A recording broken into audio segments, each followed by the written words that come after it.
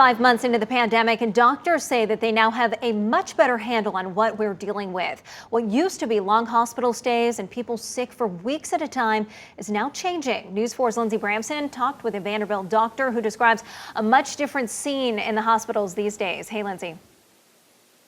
Hey, Brittany, doctors say what they're seeing now compared to what they saw back in March gives them hope we're certainly headed in the right direction. So what used to be a week or 10 days is now half a week or, just short of a week for a hospital stay. And while every case is different, Dr. Todd Rice, who works in the ICU at Vanderbilt, says in general, patients are recovering from COVID faster than they used to. Some of the younger people still get really sick, but most of the time, the younger people don't get as sick.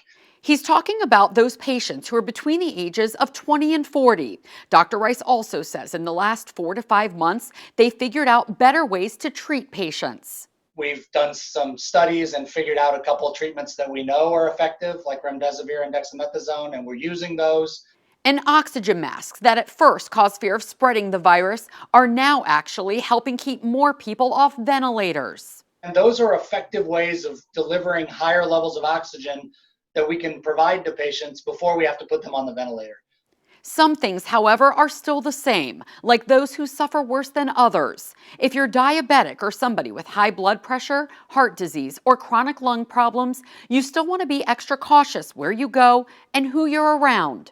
But do know doctors are learning more each day and what it takes to save people during a time with so many unknowns. Those are key high points for us because they continue to give us sort of that energy and that attitude to keep doing this and keep pouring our heart and soul into it. And Dr. Rice also says the numbers this week give even more hope. They're slightly down, and it's certainly a trend he hopes he continues to see. I'm Lindsay Bramson, News 4 Nashville.